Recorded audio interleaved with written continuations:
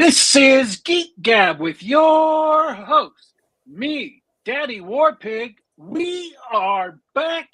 Geek Gab for Monday, July 6th, 2026. And today we have as our very special guest, Tom Kratman, who has quite generously asked that I just address him as Tom. So I'm going to be trying very, very hard to keep to that all during this show because, like many people, online and off, I have gotten used to addressing him as Mr. Kratman or Colonel Kratman. So it's a habit. I'm just going to be forcing that through my brain, just like I have to force the current year through my brain. I know it's July, but I'm always obsessed when I announce the year that it's going to be something else.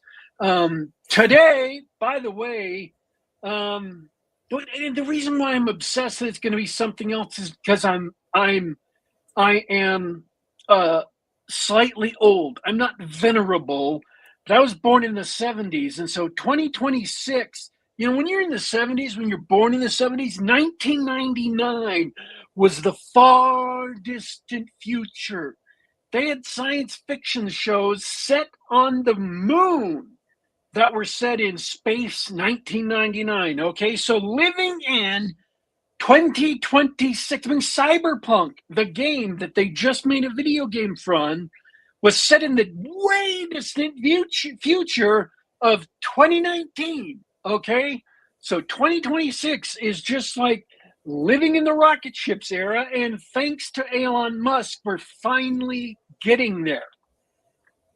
So that's why I'm always worried about messing it up, is because for people like me, we're getting, we're getting in this sort of parallax between what we imagined the future to be and when the dates actually are, and we're just marching forth into the void.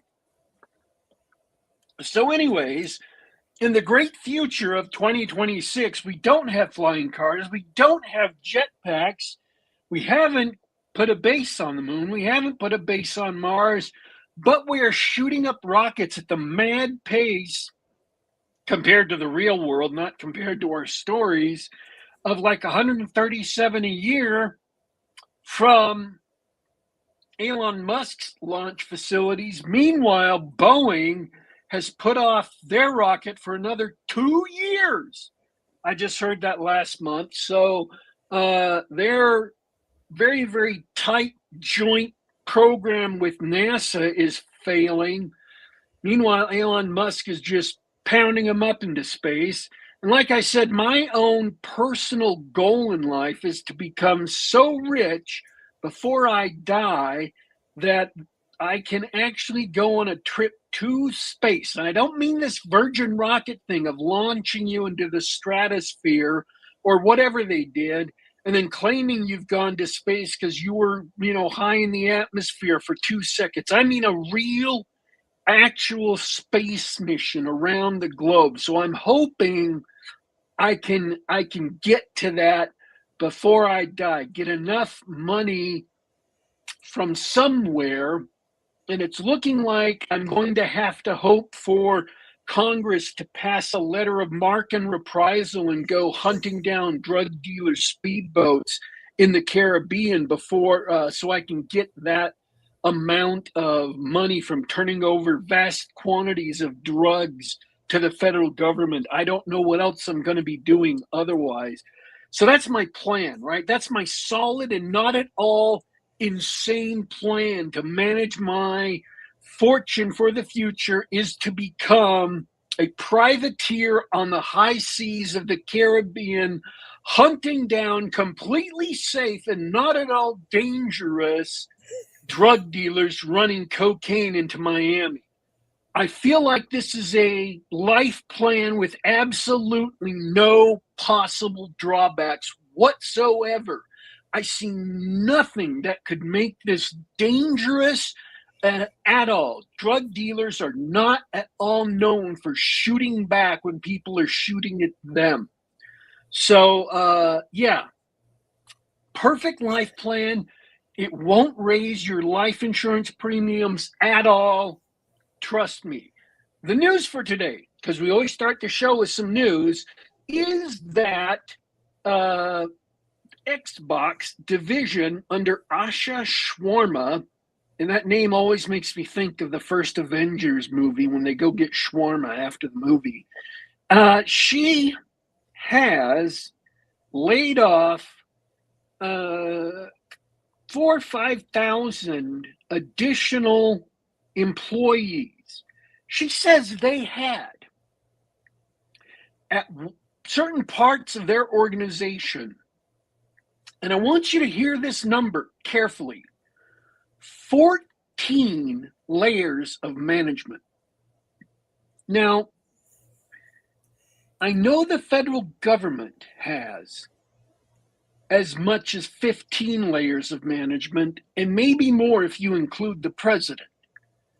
But 14 layers of management over a video game company is it's insane. That just can't function. That is not functional. All of those managers were a waste of money and a waste of time. And she says they are cutting down to just 5 right now because you have to make the initial cuts, and she wants to get down to no more than 3. So that explains the completely inept. They had all of the adroit turnaround and response to the market of an oil tanker trapped in the Suez Canal, okay? Absolutely incompetent. Their games were failing. And so they've been shutting down studios left and right. And another thing they did today is they dropped 4 studios, 2 of which have gone independent, 2 of which were sold to other companies, on top of all the other studios they've been closing. And Bethesda, including id Software underneath them, got hit with another round of layoffs. So they're hoping that those 2 studios can pick up the pace as far as producing video games faster. And honestly, I understand the impulse, but unless Bethesda replaces the creation engine, I don't see it happening, especially since they've moved to Unreal 5. They just had and it's not Unreal 5 pure, it's Unreal 5 wrapped around the creation engine. So you get all the worst properties of both of those, where they're having to learn Unreal 5 and they're having to deal with all the bugs of the creation engine. So you're going to have the graphics of Unreal 5, but it's still going to have all the bugs of the creation engine. So, hey, that sounds exciting.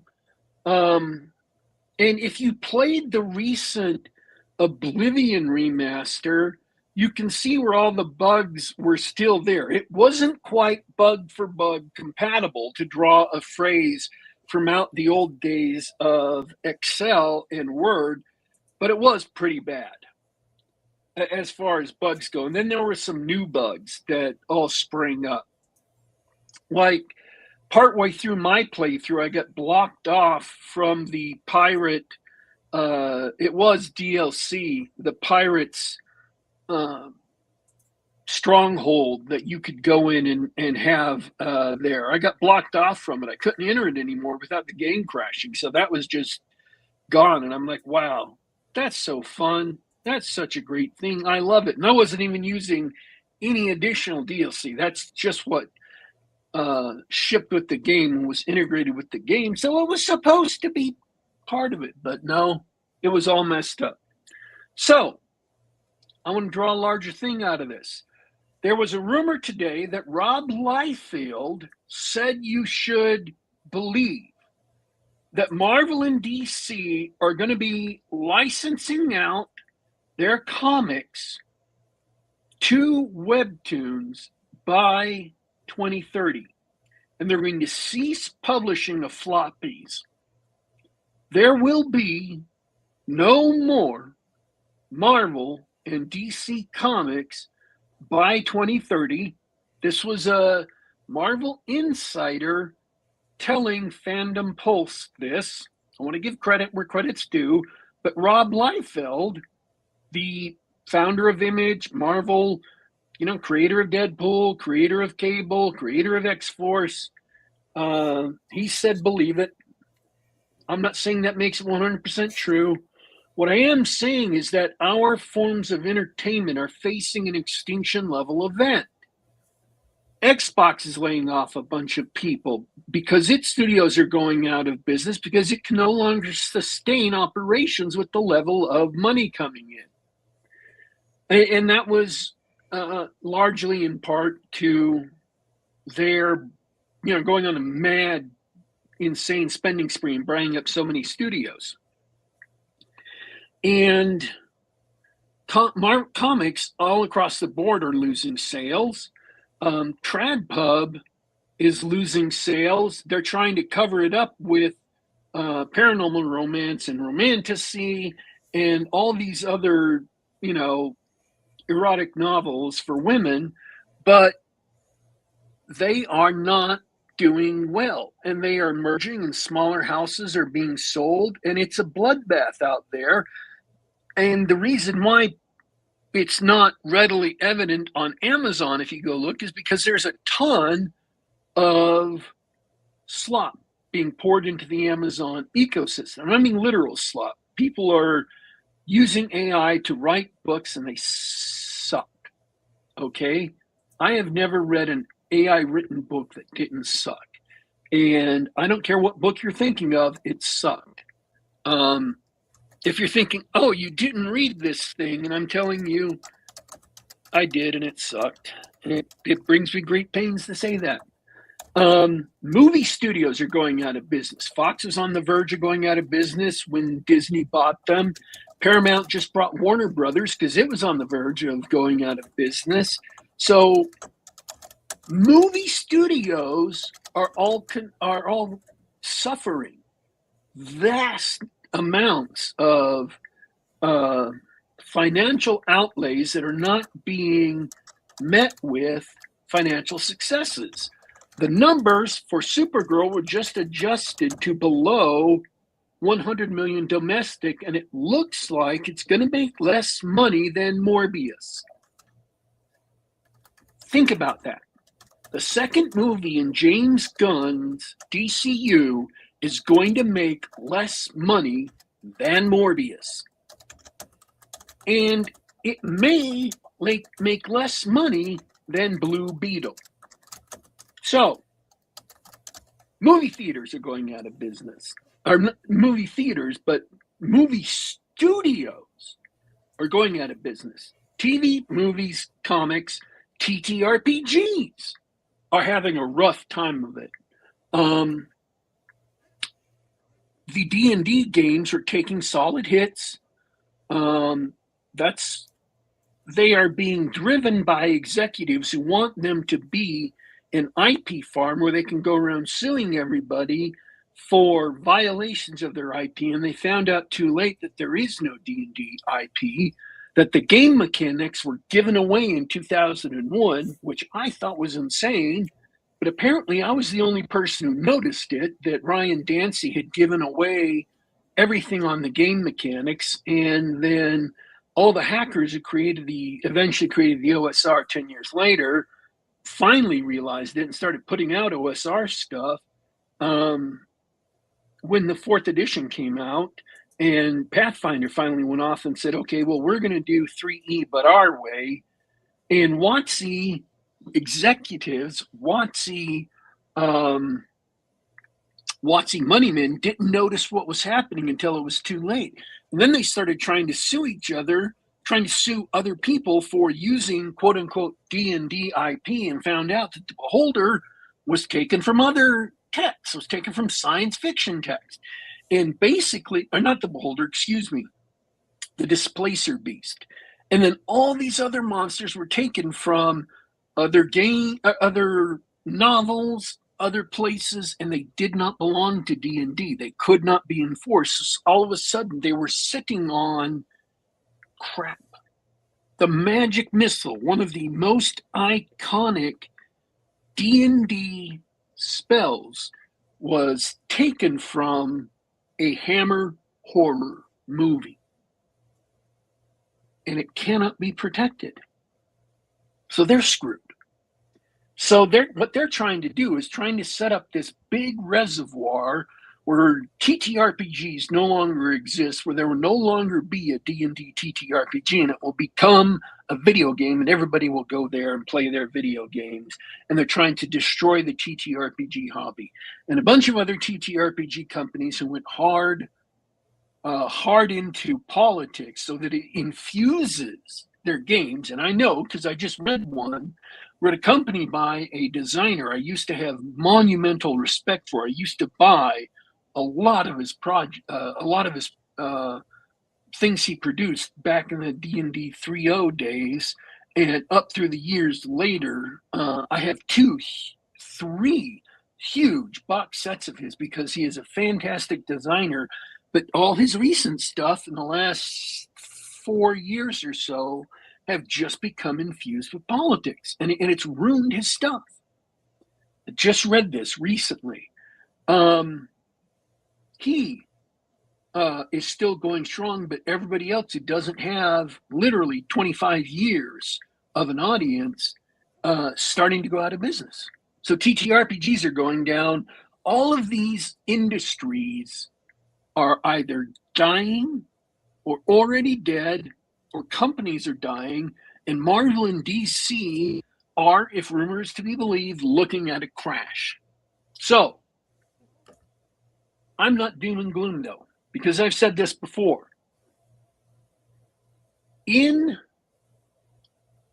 the more these companies, they've had so many chances to turn back from their path. They've had so many chances to humble themselves and start giving the customers what they wanted. The customers have repeatedly, again and again and again, told them what they want, and they refuse to listen. And so this is justified. This is justice. This is not something that you have to feel bad for them over. They did not do what they could have done. And by the way, for our illustrious guests and anybody listening, no, I do not include banned books in this, justified collapse. I don't include them in TradPub because they're their own thing. But this crash has been coming. We first saw it coming in 2017 and 2018. If things didn't change, things haven't changed. It's well-deserved. And in the wreckage left by this crash, other people will step up and start producing other things, other comics, other video games, and they already are. Indie video games are still springing up. A lot of them will be garbage, will still be the same politicized crap we're used to, but a lot of them will be audience oriented. Oh yeah, I was going to mention video games. Bungie just had half of its workforce cut off, and Sony is taking a lot of body blows this week because of its consumer hostile politics and policies. So the more this dead wood burns, the more the ground is left unencumbered for new things to spring up. So don't despair. This is a bad time if all you care about is Star Wars or Star Trek or any one specific fandom or 40K. Sorry to say it. Because those things are going to be swept away. They are going to burn to the ground as far as their owners keep on pushing these political anti-consumer agendas. But if you love fantasy and science fiction,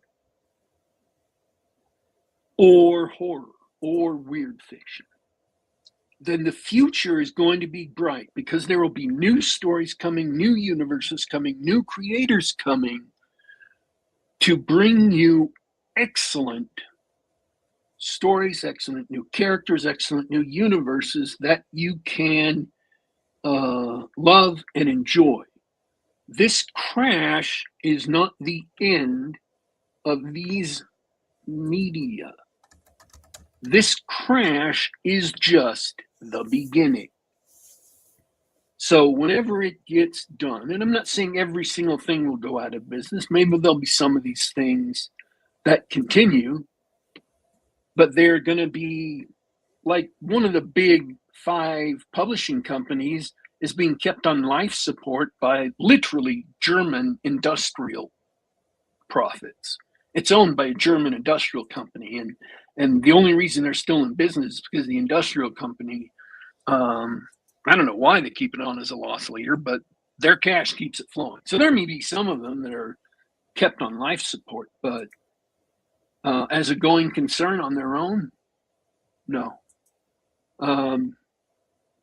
So to put it in an analogy, a geologically historical analogy, it is extinction time for the dinosaurs, and the small, smart mammals are going to be growing up and taking over. So that's my news and my commentary for today. It went a little bit longer than I thought, about 6 minutes. That's okay. And I wanted to introduce our guest, Tom Kratman. Welcome to the show. I appreciate you taking your time to come on the show. I appreciate you waiting so patiently while I talked for longer than I thought I would. I'm in my library. I've got lots of books, Andy. So thanks. Glad to be here. Did I come through? Do you have any comments on that tirade?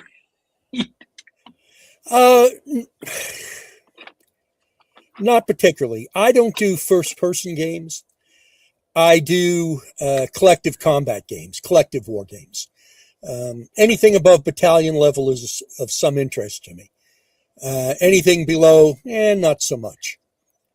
So I end up playing a lot of old games because I just haven't been keeping up. Like ever since SSI went under, there hasn't been that much that I really liked.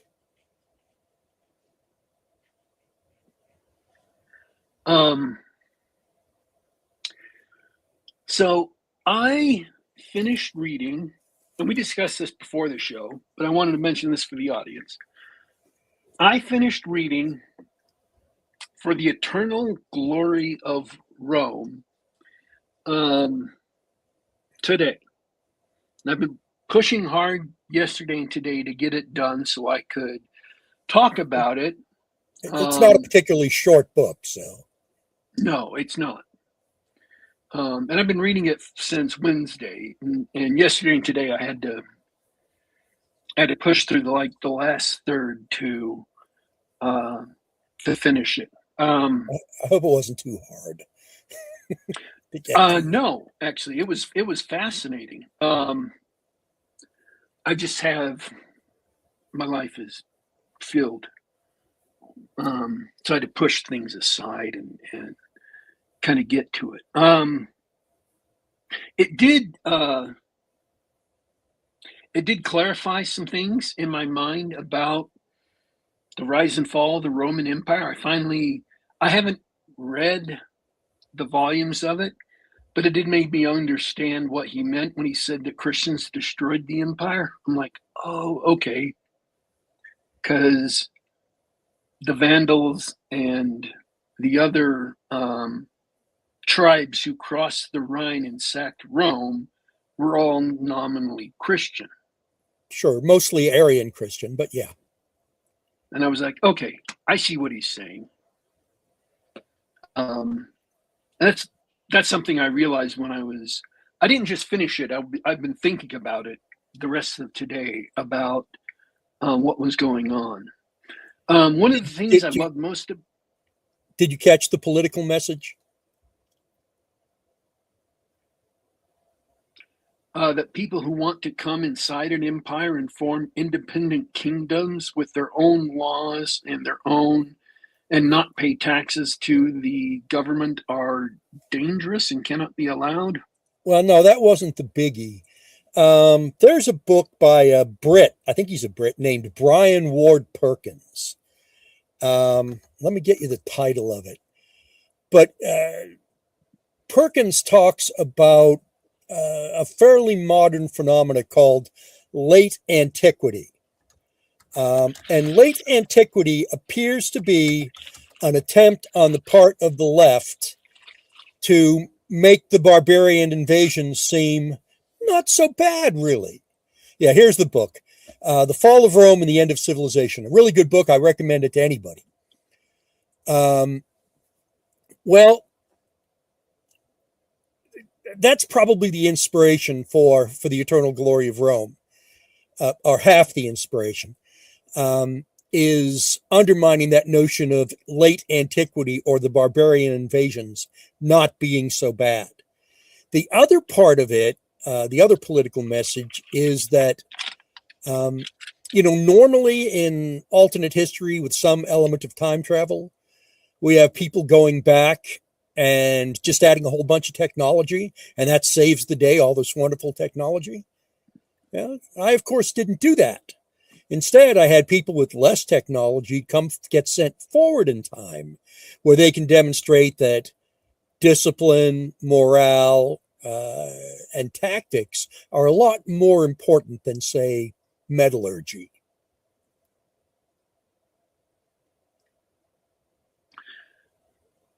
The training, and this connects with some things I just read online. I don't know if I want to rant about. I guess I'm going to rant about it. I never believed Grossman. And the reason I never believed Grossman is because prehistoric tribesmen engaged in not organized war as we know it, but raids, and their tribes were killing each other and getting killed at a rate between 33% or 66%, between a third and two-thirds dying in combat. They're going out and getting killed. You have to have reached a certain population density to make that happen. It would have been a while before we could do that reliably. I just cannot believe, I could not believe his or his father's contention that 80% of soldiers in World War I never, ever, ever fired their weapons. I couldn't believe it. It's actually World War II. World War II, excuse me. You're thinking about SLA Marshall's Men Against Fire. Yeah. Well, 80% is pretty easy because only about 10% to 15% were actually in combat arms.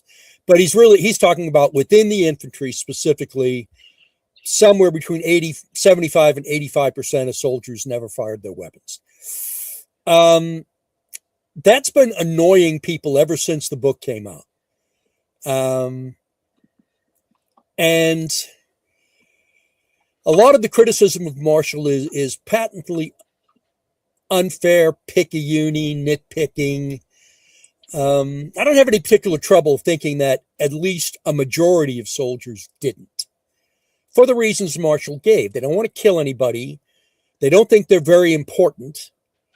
Compared to, starting with machine guns and ending up with artillery, what does my rifle matter, And I don't think we were training them and socializing them properly. Let me give you one particularly good reason to think Marshall was onto something. And that was our appalling individual replacement program, where we kept a division in line almost forever and just sent new guys up that weren't socialized into a unit as replacements. It's why we had, our battle fatigue casualty rate was our days in combat before someone became a psychiatric casualty was the lowest of anybody. I mean, the Russians were 900, and that's just because they didn't care. The Germans, I think, were around 400, 450 days of combat before someone became a psychiatric casualty. We were below 120 because of our appalling personnel policies. You think about those appalling personnel policies, and you have to think, well, Yeah, Marshall was probably onto something there. He may have got the numbers a little wrong, but he was probably onto something.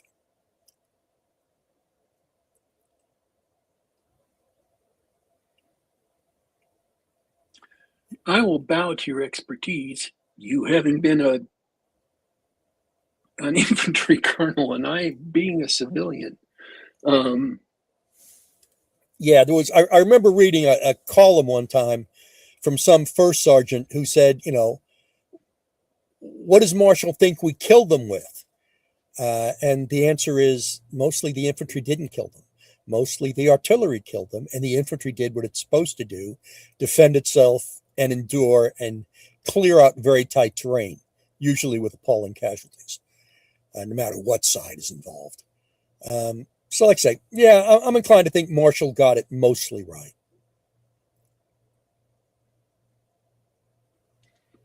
Okay. One thing your book did do very ably was depict how awful infantry combat at close quarters with especially the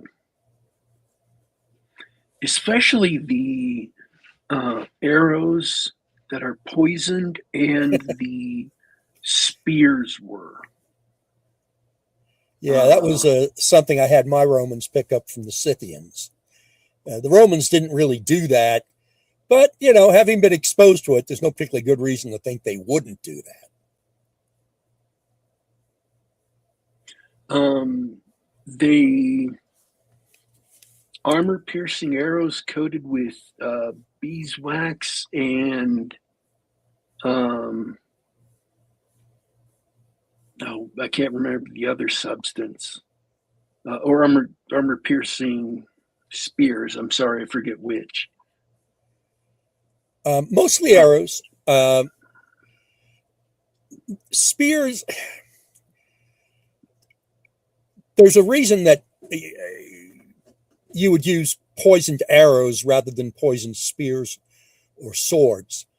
And the reason is if your enemy knows you're using poisoned spears and swords and you manage to stick him even a little bit, he now knows he's going to die. And there is nothing more dangerous than someone standing in front of you with a sharp, pointy thing who knows he's going to die. Because there's absolutely no stopping him. Any time have you seen a picture of a Roman gladius? Yes. Okay. Note that it is a very broad blade. I do not know, but I theorize that the reason it is such a broad blade is to make a wound that is so ghastly painful that your enemy, instead of having a chance to throw himself into a last-ditch effort to kill you and be killed himself, just collapses from the pain. Similar with poisoned arrows, you can shoot someone. They know they're going to die, but they can't catch up to you because you're on a horse, or at least you're not heavily armored and you can run. So unless you've got a wall or something, or some kind of natural or man-made obstacle between the sides, you don't want to use poison. It's as dangerous for you as to them.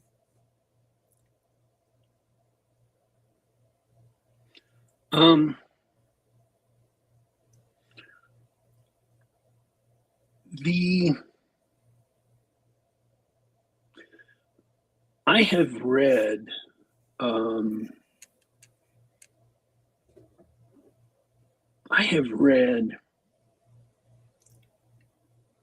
another book besides Ranks of Bronze, but I can't remember what it is. That was also about Roman soldiers in combat. I was going to ask a question about it, but now I can't remember what it is. Was it somebody else?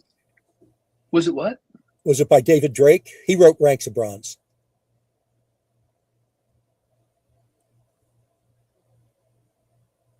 I don't remember. It was was it? Nope, I can't remember. It was also a science fictional work about Roman soldiers, but I can't remember it now. I was going to ask you a question about it, but it just right out of my mind. Somebody had mentioned that that your book reminded them of Ranks of Bronze, and I thought that was an inapt comparison. And the reason why I like David Drake's books, I've read a lot of David Drake's books, but I thought your book did more to make the equipment, bivouacking, supply logistics, the battle tactics. I mean, people who are completely ignorant of battle tactics will, as fans and readers, actually receive a good introduction to some of the concepts in this book. Some of the decisions the Leggett, is that how you pronounce it? Leggett, yeah. Is making in that last battle when he's on his own, trying to figure out, here's my terrain, where is the enemy going to come from, what's the optimal disposition of my forces, how do I identify a feint, how do I make a feint to draw them towards me, to put them where I want them to be, to trap them, how do I arrange my cohorts so that they can engage the enemy with maximal force. And when they were making their battle cries at the top, using the scorpions to punch their ranks to disrupt the battle cries so they wouldn't cause a loss of morale on your own troops. And it's all through the novel. It's just that's the point at which all these lessons he's been learning, both theoretically and in the other battles, comes to its culmination right then. And obviously, I know that military science is an entire discipline, an entire course, and there's hundreds and thousands of battles you can study or do study to get all the way down into details. But as far as high-level general concepts, introducing the concept of feints and patrolling and having thin front lines and spreading a force out along the river and things like that, if you're paying attention, and how to feed troops and the necessity of feeding troops and people starving and what desperate starving people will do and all of that, you actually get a really good, if brief, introduction to those concepts. If you want a longer one-stop shop course in Art of War, the Carreraverse series, A Desert Called Peace, Carnifex, etc. There's about 7 or 8 different ways to read that series, but one of them is a course in Art of War. I commend it to you. It's pretty good. I did read On Training, which I thought was fascinating. I really enjoyed that. Yeah, I need to expand that to a book someday. It's just an essay right now. Let me be very non-humble. As near as I could tell, I was the best trainer in the Army. I never met, I've known some other good trainers, I have, but I never met anybody who was as good as I was. So I really need to preserve that for future generations. Yeah.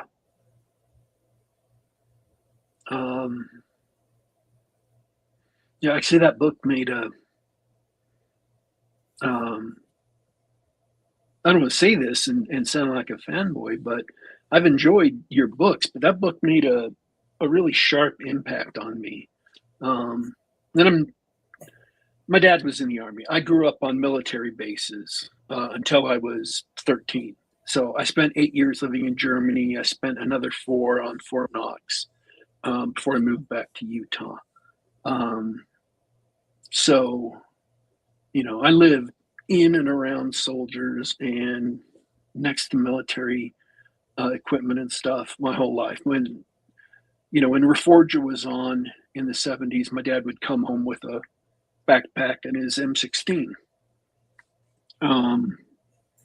But I've never been in the Army. I'm not going to be in the Army because I'm too old. So that's not something that I personally needed to know as a practical thing. But on the other hand, the knowledge that was in there was very clear and precise, and it made a big impact on me. Glad you got something from it. So there's a review of Training for War on Amazon, and a lot of people who are, shall we say, integrity deficient will write reviews on books they never read. And let me see if I can find it because it's funny. Amazon. Yeah, when somebody releases a book and then 50 minutes later, somebody releases a review of a novel that's like 500 pages, it's like, really? Yeah. Here we go. Oh, God, it's got a bunch more essays. I may not be able to find it.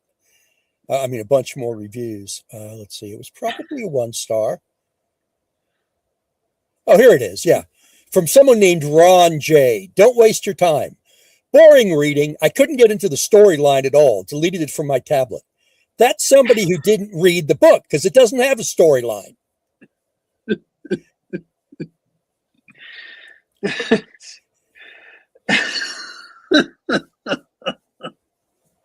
Okay, I need to stop laughing because that's no good for people listening, but still, that's... Yeah, that's one of my favorite reviews, actually. Just because he condemned himself as someone with no integrity. Yeah. Okay. So I was introduced to John Ringo by Instapundit, who praised The Last Centurion. So I read The Last Centurion and I got into the Posling War. And then I read Watch on the Rhine. And my first reaction to that was, wow, that was really, really grim. Yes. And then I let it sit fallow for 10, 15 years. And just in the last year, I picked it up again and I read it again.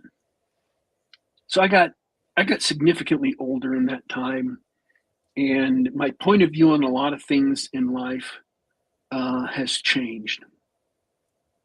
And I read it, and it wasn't any less grim, but I caught a lot of the nuances in the book that I had missed the first time around. And I don't know if I had read it again at the same age when I first read it, if I would have caught those nuances, if it was just reading it a second time, or if it had been necessary for me to mature another 15 years to catch the nuances. But as I was describing it to a friend of mine, I said, okay, so it's 2001, 2002, 2003. This horde of aliens is attacking Earth. they have technology to rejuvenate 80 and 90-year-old men to come and fight on the battlefield as 20-year-olds. You're Germany. You need combat vets. Who can you bring back? The logic follows ineluctably from the setup of the Posling War series. And you can both see why it would happen, but also why Germans and everybody else would be freaking out about it.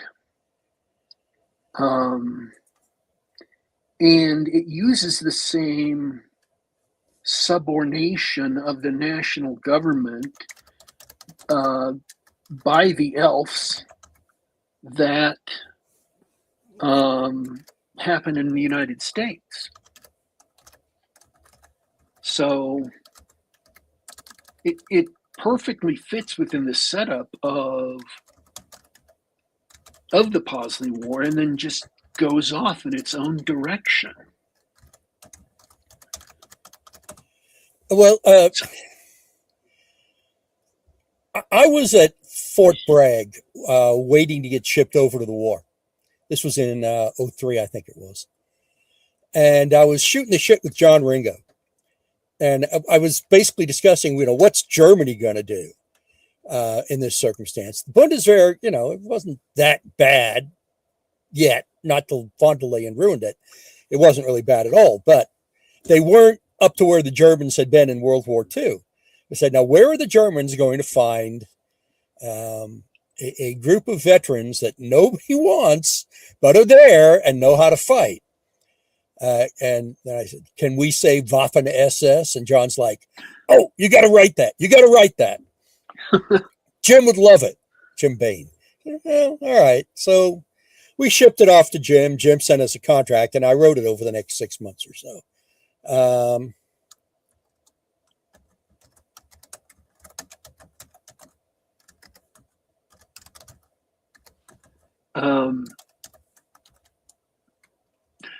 So the entire plot of the novel and all the details and stuff were came from you based on how you adapted what was happening in the main Posling War in America to the situation in the Bundesrepublik. Yeah, they're well, they've got same problems everybody else has, but maybe more so for them because the Germans have become so demilitarized. But yeah, it's a particular set of, they've got their own little problems, and the Waffen SS are, mostly they kept out the actual Nazis. You know where you went to in Germany if you wanted to find a Nazi in military uniform? Or the odds of finding... You didn't go to the Waffen SS, surprisingly enough. You went to the Luftwaffe. Göring's. Goering's crew. They were much more likely to be fanatical Nazis than the SS were. The SS had become pretty cynical by about 1942. So...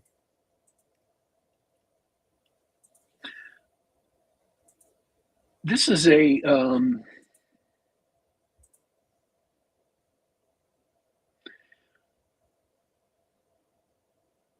the things that happened in Germany in the book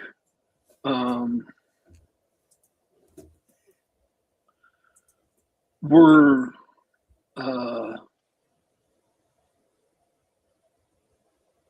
I thought the insights into the French mother's actions and reactions.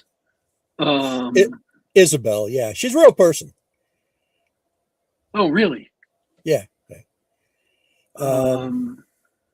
We've been out of contact now since 2008, I think. It was the last time we had any contact with each other. But yeah, she was real. And she was put in there with permission. Okay.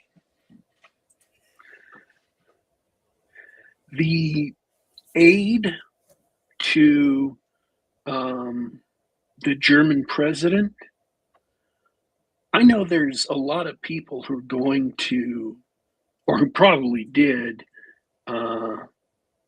get angry at those characters, but I think that subsequent events in the real world have shown that those attitudes certainly exist in real people.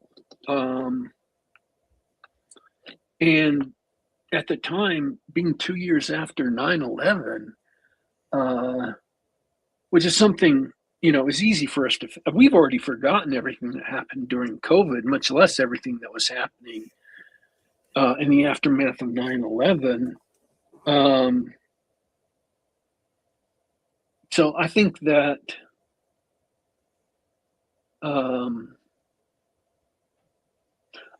people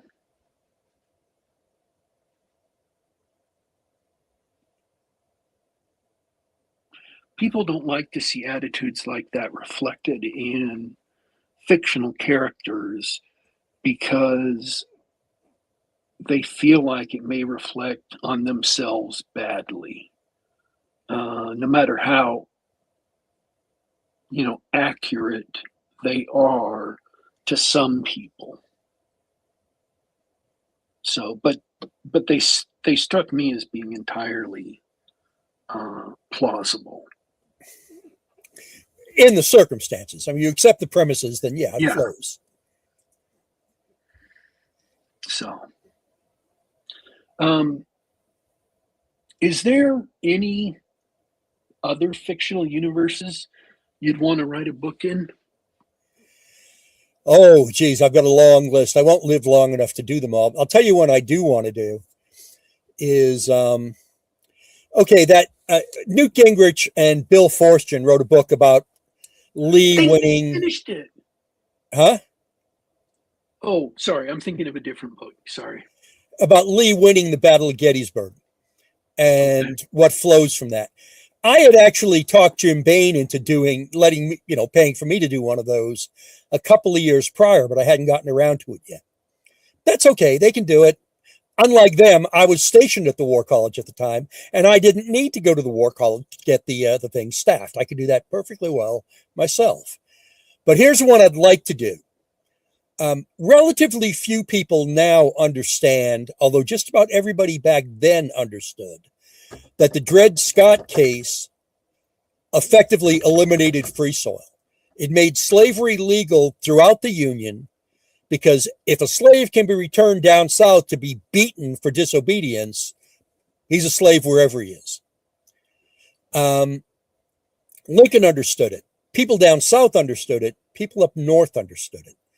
Well, imagine Lincoln loses the 1860 election, sorry.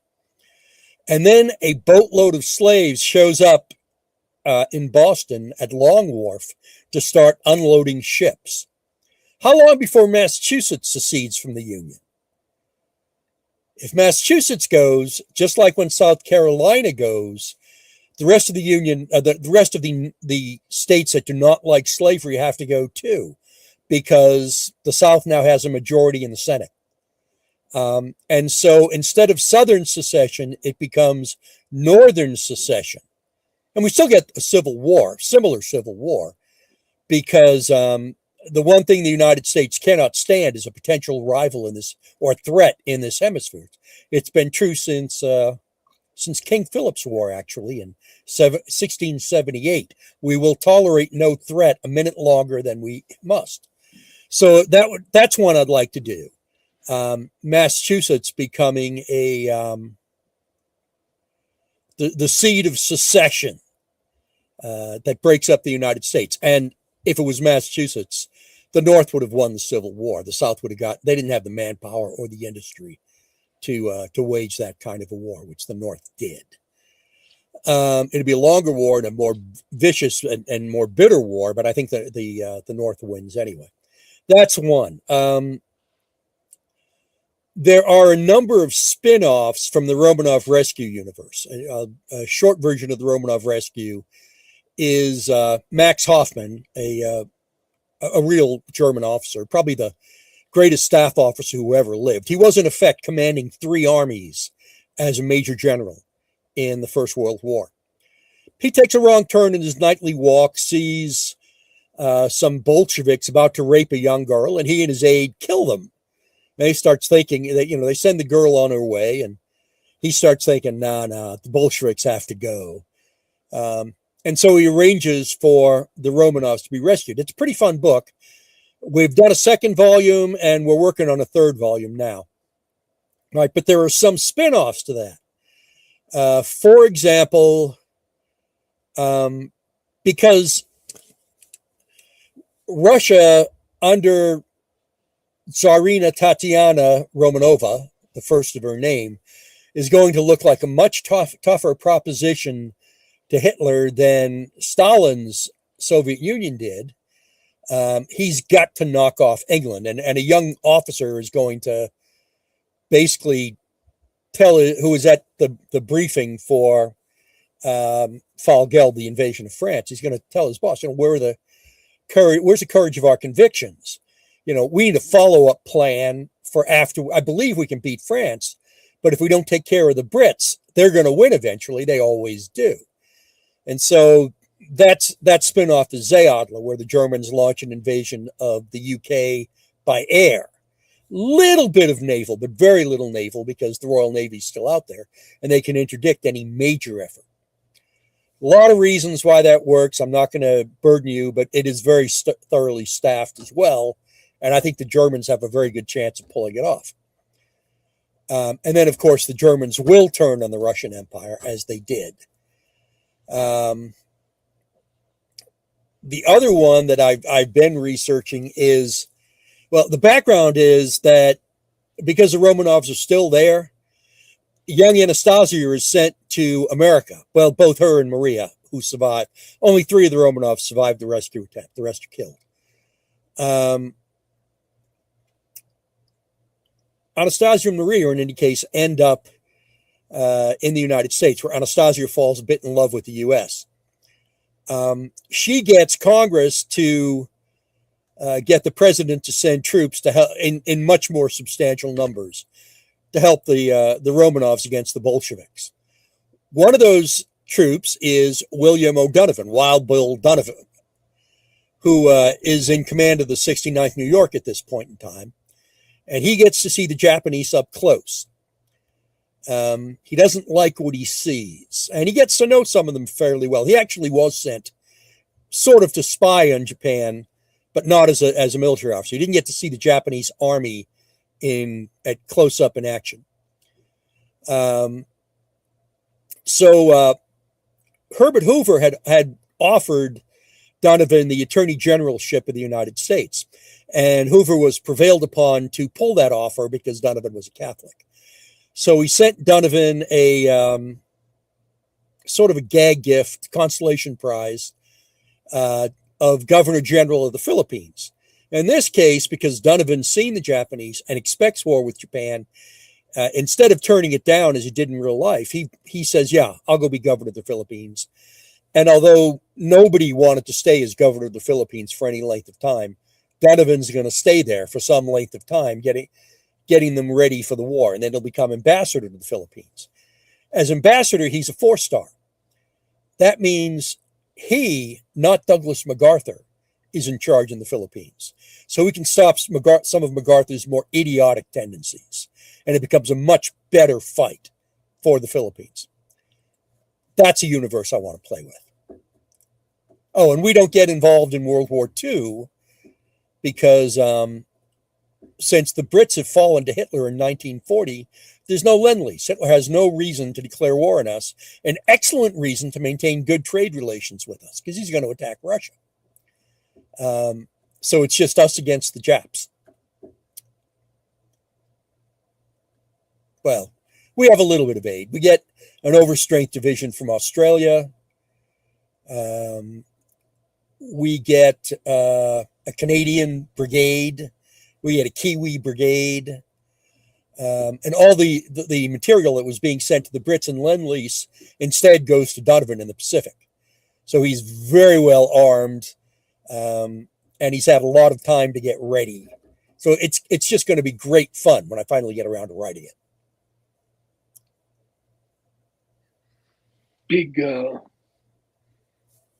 Big focus on naval battles. No, there will be one big naval battle either in that volume or in a later one. If it happens in that volume, it'll be the later one. With the Philippines holding out nicely, the political pressure on in the Navy, we're going to lose a couple of carriers at Pearl Harbor because Pearl Harbor is delayed. Because Donovan's force is getting it starts getting large quickly. MacArthur, for example, turned down at least one National Guard division. Donovan accepts them. That means the Japs have to change their planning and delay things. By then, Donovan's accepted some more. By then, an Australian division has showed up. So the Japs have to commit 21 of their, I think it was 53 division army to the Philippines, and it's not really enough. In any case, the political pressure, they beat us with less than 2 divisions, by the way, because MacArthur was an idiot. In this case, they're going to have a very hard time of it, but he'll hold out. Political pressure on the Navy to relieve the Philippines is going to be, irresistible. So the Navy, with not enough carriers, is going to go try and relieve the Philippines, and the Japanese are going to inflict a midway and reverse on us. That'll be the one in the first volume, assuming it goes that long. That'll be the one big naval battle. Oh, well, there is another kind of naval battle, sort of. As a result of the Washington and London naval treaties, we had to scrap a number of battleships, all generally in the 10 and 12 gun range. Donovan's going to say, send them to me for scrapping, but he isn't going to scrap them. We actually had one of those ships sitting at Subic Bay awaiting scrapping when the Japanese invaded, and it was scuttled. No, he's going to take, let me get a quick count. Philippine Defense Orbat. I just happen to have that spreadsheet handy. He's going to take 10 of them, 2 BBs and a whole bunch of what we'd renamed. Oh, wait a minute. I'm missing one. Where's that other one? Ah, damn it. Go down a little bit. Well, all right. Yeah, 2 BBs, BB-29 and BB-30, and then 9 of what we called ACRs, which were a much earlier class of battleship, mounting 8 and 10-inch guns. And they're just going to be sitting at Subic Bay and, with only like one engine. He's going to use them as barrack ships initially. The guns will have been taken off and stored at Watervliet. Right. But when the Japs pull out of the Washington and London naval treaties, he's going to have the guns sent over. He's going to rearm them, and he's going to sink them on underwater platforms to serve as coastal artillery, which will enormously complicate the Japanese problems. Nice. I think it's going to be great fun. Ingenuity is. Go ahead. Sorry. Oh, I was just going to say, ingenuity is a curse to the enemy. Yeah. He's going to, instead of like we had 8, I think it was 14-inch guns, 4 on Fort Drum, the concrete battleship, and 4 more in where the hell were they?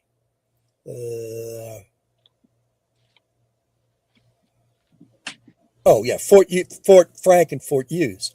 Okay, they're going to be there, but he's going to add to those 28 12-inch guns, 16 10-inch guns, and 8 8-inch guns. Plus, there are 22 12-inch mortars already.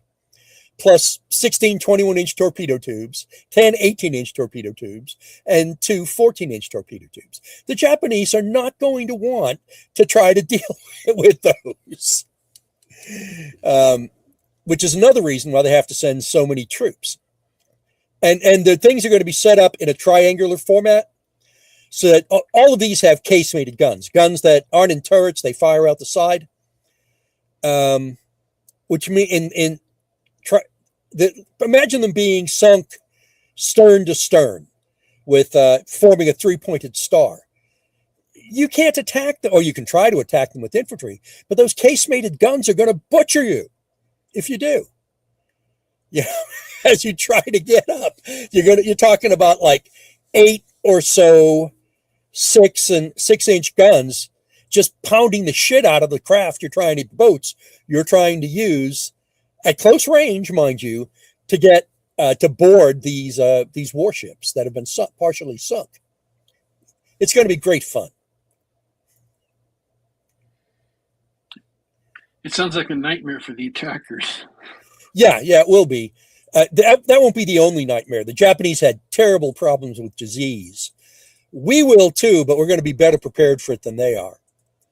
I mean, there were divisions that were like 85% sick with malaria or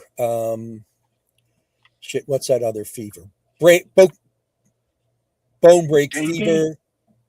Dengue is another one, yeah. And they're going to get dysentery and all kinds. So and we'll be prepared. We'll have much better field sanitation than they will. The Japanese, you think about them, you look at their battlefield, their combat performance, and they've probably never been more disciplined troops in the history of the world. But if you look at their discipline in every other aspect, it was awful, just terrible, right? They didn't do field sanitation. They didn't even think about it. And getting sick was just a sign of weakness. They didn't have military police. One of the reasons the Nanking massacre proceeded as it did was the commander, once he found out what was going on, had absolutely no military police with which to take control of his own troops. And they were out of control because they were indisciplined,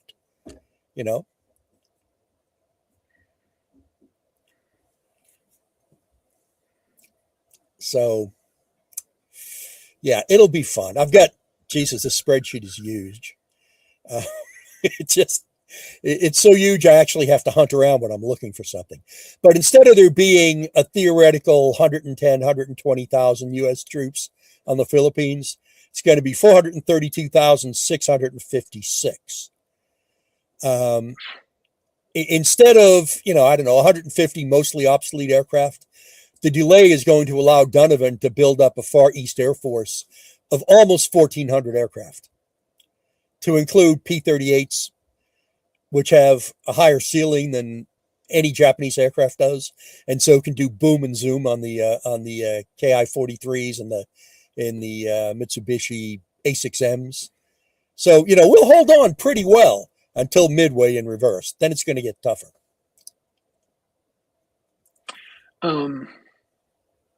And this is the same Wild Bill Donovan who founded the OSS. Right, but in this case, he won't. However, he's still going to have the instincts of a spy. He's a lawyer, so yeah, instincts of a spy. So he's going to find out about Unit 731 and the other Japanese biowarfare programs. So he's going to start a fairly substantial biowarfare program of his own, both defensive and offensive. And when he's got it going pretty well, the guy who actually ran the Japanese spy network in the Philippines, and by the way, half of Japanese male in the Philippines were Imperial Japanese Army or Imperial Japanese Navy reservists. He's going to, and they were all spying for the Japs. The Kazan's gardener was a spy for the Japs.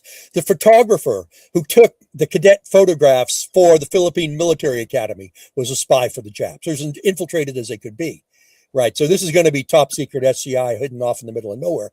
But he's going to have the consul in Manila and the assistant consul kidnapped, and he's going to give them a tour of the biowarfare program to include the bombers that have been stripped down so they can reach Kyushu to spread disease. And he's going to say, I know what your people are doing. I know better than you because you don't know. But pass on to your higher. If they use bio on us, I'm going to use bio on them. So no bio. You'd expect the Japs to use bio, just like they did if they get, held up, just like they did in China. But no, they can't do that in the Philippines because they're much more vulnerable than we are.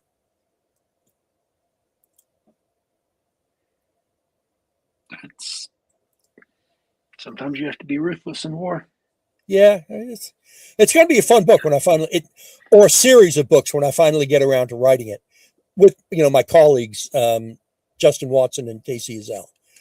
And it'll be on me to do the outlines for this one, and I'll probably do most of the writing because it's. Well, I mean, I'll stick Justin with all the artillery, and there's going to be a lot of artillery action, and I'll stick KC with all the air, and she won't have to figure out how to fly a Zeppelin like she did for Romanov Rescue. She's an Air Force girl, Air Force helicopter pilot, actually. Did she write the helicopter parts for the fourth of Ringo's zombie novels? I would be very unsurprised if she did not, but I don't know that she did. My reading for pleasure in the last 8 years or so has just gone to shit. So I hardly ever read any fiction anymore. I do research for my books and I write, and that's it.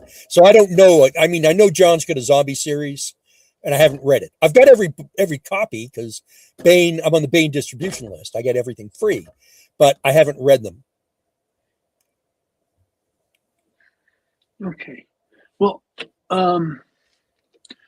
we are on our normal late schedule, so we're actually right on time. Thank you for talking about a future project in such detail. I really appreciate it.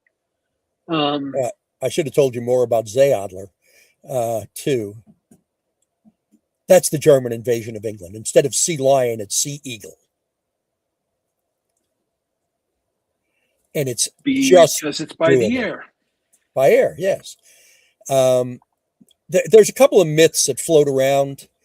One big myth that floats around is that the Dutch destroyed between 267 and 270 Ju-52s when the Germans invaded Holland. Nah, off by 100. But it's made into myth. It's hard to convince people that it's just not true, but it isn't true. They got 167, of which 100 were non-repairable and the other 67 were repairable. So instead of the 230 or so Ju-52s that people think the Germans had at that particular time, it's closer to about 360. And that makes a huge difference in terms of getting troops over to England. And what happens when the Germans create a lodgment is they break the radar system.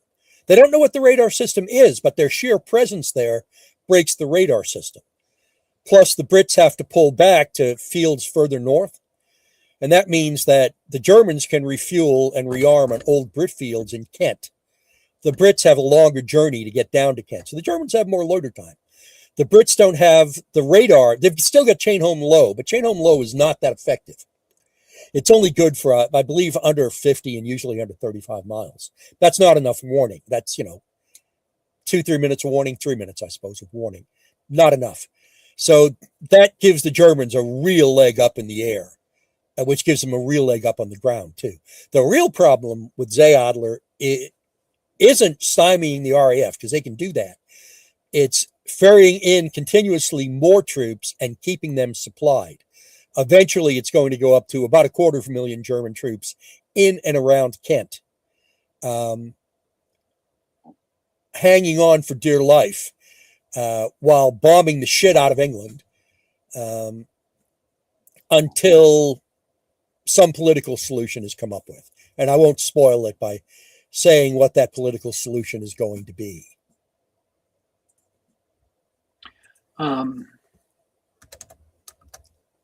One of the saddest, most tragic novels I ever read was Len Deaton's SSGB.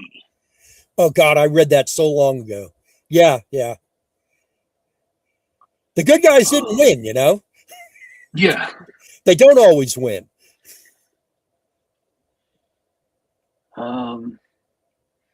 But yeah. And again, that's another hit from the 70s for people who are but yeah, it's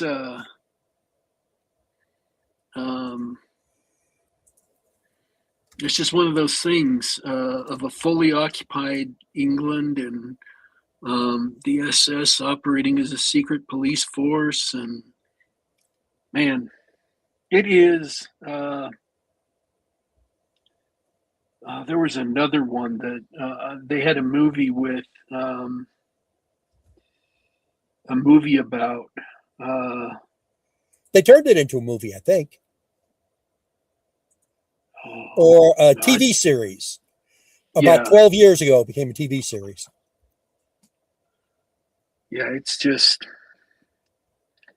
And what I liked about it is they didn't turn it into I mean, the story, Lynn Deaton's story, wasn't a, gross, over the top story about like the Holocaust or things like that. It was a story about this.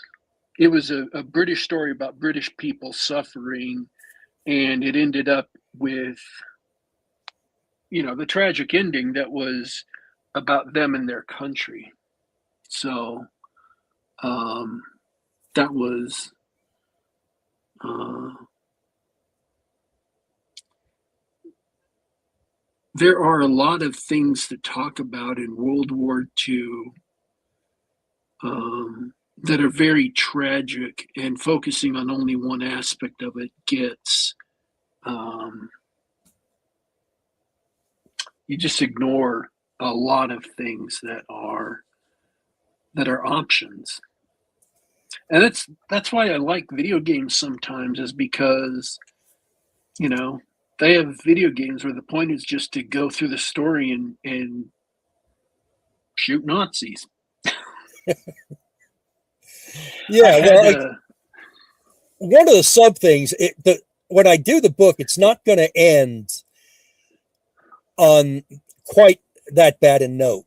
It's going to be Mosley and JFC Fuller in conference in the most secret room anywhere in England about how do we get rid of these German bastards.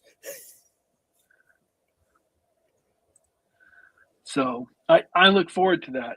That's one of the Romanov books I've seen are two of the ones I've wanted to read, um, as well as the Carrera ones. I just, um, like I said, my life is very busy, so I can't do everything I want.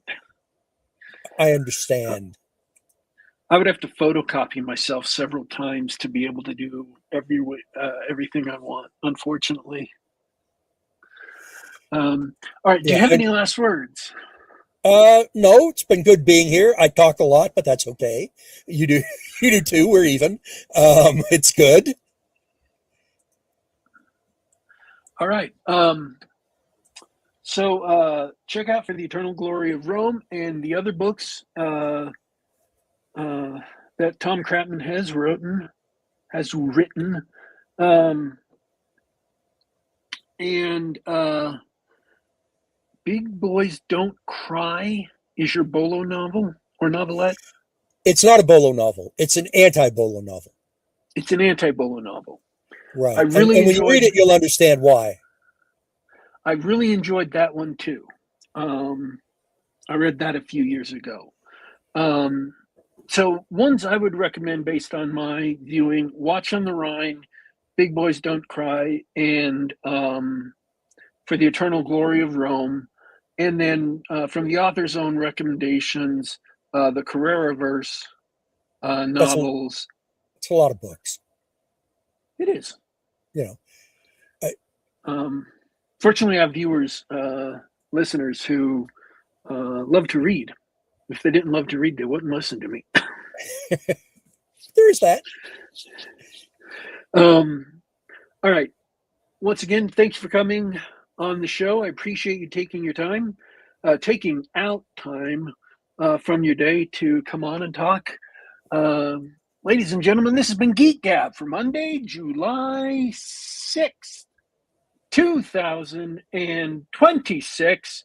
And it is 2 days late because we broadcast on Mondays, but happy 4th of July, 250th anniversary of these glorious United States of America. And We're signing out for today.